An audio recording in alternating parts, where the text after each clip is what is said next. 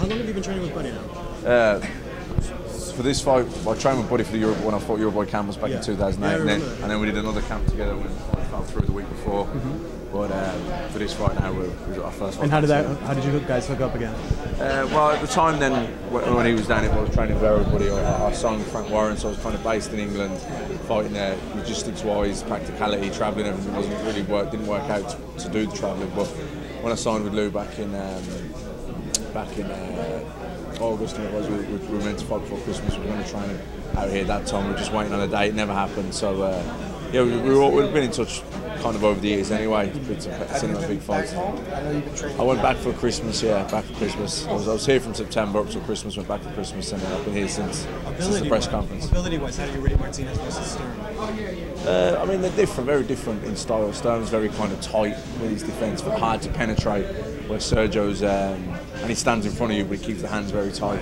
Sergio, more like a winky right defence. Yeah, very much so. Where Sergio's very different. He uses his feet and his upper body movement for his defence. His hands are quite low, so he relies on reflexes and movement. Where Stern's more, good guard, catching shots, blocking shots, parrying your punches. Right. So, but I mean, I think Stern was a very, very good amateur. I think Jermaine Taylor beat him in the quarterfinals, but he was a decorated amateur, world champion, world junior champion.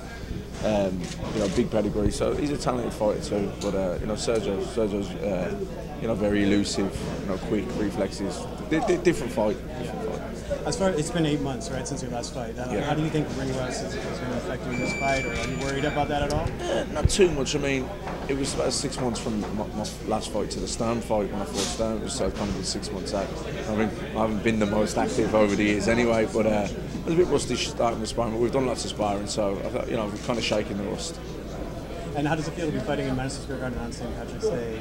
Big main event. It ticks all the boxes. You know what I mean? It's the middleweight championship of the world, Madison Square Garden, St. Patrick's Day. I'd say it ticks all the boxes. Couldn't be better. Couldn't be a better venue, and couldn't be on a better day. Do you, in a sense, feel like you're in foreign soil, but you're fighting in front of your people? Because I think more Irishmen there. Yeah, almost definitely. I think it'll definitely be an Irish house on the night. It'll be. I think I'll be the fighter with the big support. He fights out of a crouch and keeps his left hand pretty low. Is that going to work for you? You got plans for that? Yeah, I mean, we've got plans, but we're working on a few things. We're going to, you have to, plan A, plan B, plan C, because the fight can go many ways. So we're just preparing for everything, every possible outcome that we foresee happening, and just going to be ready for everything on the night. What are you weighing right now?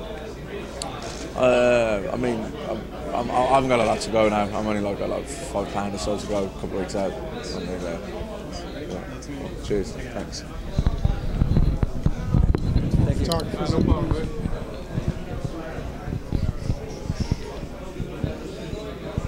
You see your picture in Times Square? Yeah, you see it. I saw it yesterday. You want that, man? This is after the fight on the Sunday. I went in the bank. I told the lady in the bank, I was like, hey, you see that guy up there? She said, yeah, I'm training. But that's why you in there? I can't even tell you that. This is on the Sunday after the fight. People were saying, what pub are you drinking? I said, no, we're not on the pub. We're on the corner of 44. We've got a load of cans. We've got a hot dog stand. Eating the shish kebab. Yeah. Good. See that poster yet? Yeah, that's me. Yeah, I saw it yesterday, when I got off the subway. I looked up, I said, oh shit. When you're in Times Square, you're in the big time. That's it, man. Stay in the big time. That's it. So when I was fighting, all I did was pass by Times Square.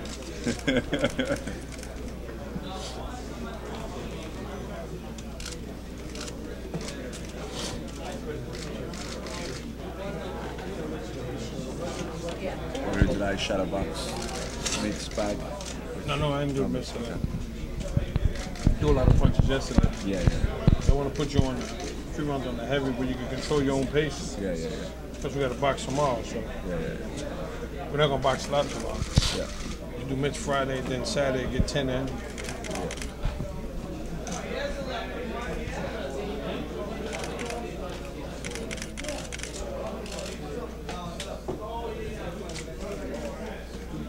They were good yesterday, come on.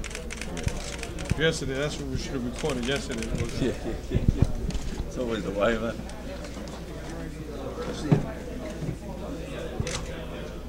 But Seamus went to the house. Yeah, he's went back to get the speedball.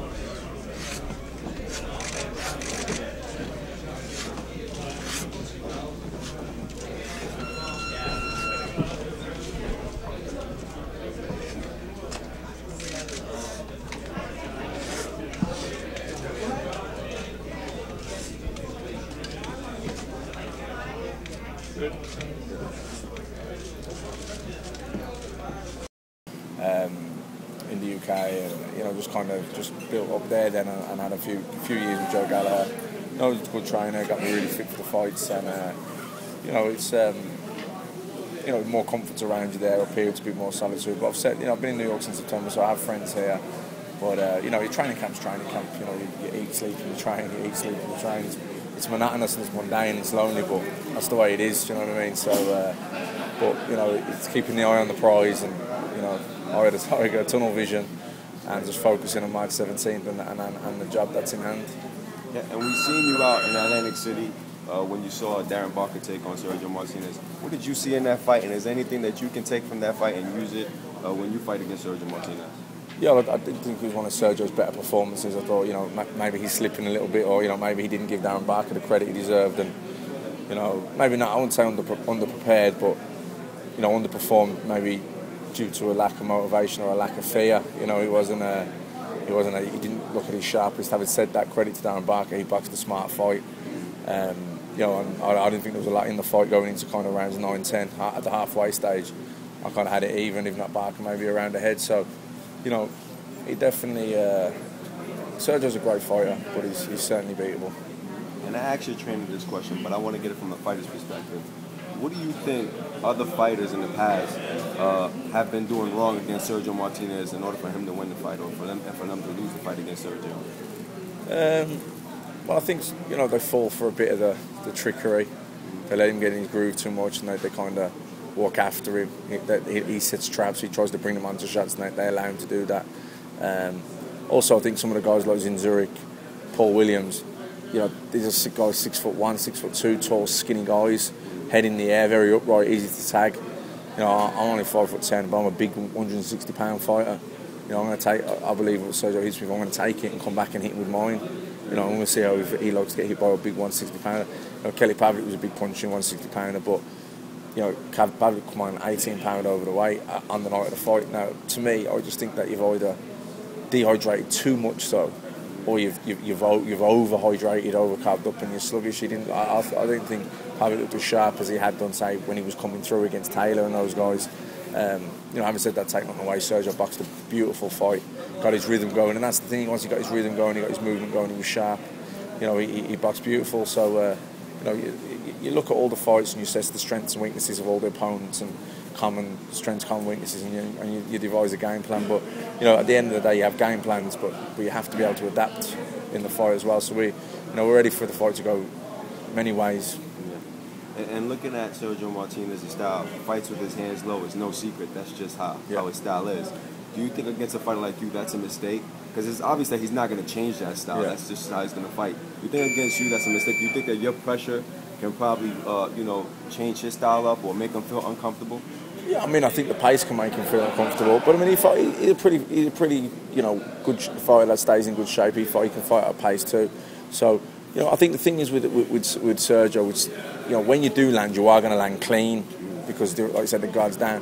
For example, when I fought Felix Sturm in Germany, I was landing.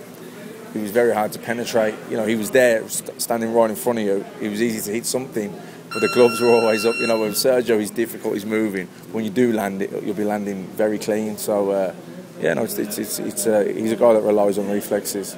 And last question for me. A lot of American fighters are kind of scared to go overseas and risk their records and risk their belts. Are you kind of worried about your fight probably going to the 12th round and leaving it up to the judges' scorecards? Are you kind of worried about how that might sway, or are you confident that you might get the knockout, or you might just put up a convincing performance that there's no way they can take the fight from you? Well, I'm not worried because, even when I went to Germany, which is notorious for bad decisions, I didn't let it play on my mind too much. I was aware of it, but I didn't try to not let it bother me. And when the fight was over, I genuinely, sincerely thought I'd won the fight clearly, beyond any doubt of being robbed. And I was wrong, and I got robbed. So I was very, I was gutted. I was really disappointed that night. But I have this fight now with Sergio Martinez. I'm fighting in New York. It's going to be my crowd on St. Patrick's Day night at the Garden here in New York. It's not going to be. Sergio's going to feel like the away fighter. So, I think in New York I'll get a fair crack anyway, so it's not something that concerns me at all. Okay, any last message for your fans out there? Just, tune into HBO, Sky Sports on March 17th. Or get down, if you're here in New York, get down to the Garden, buy a ticket, watch the fight, because it's going to be a hell of a fight. It's going to be a new middleweight champion of the world. Thank you. Okay. Cheers.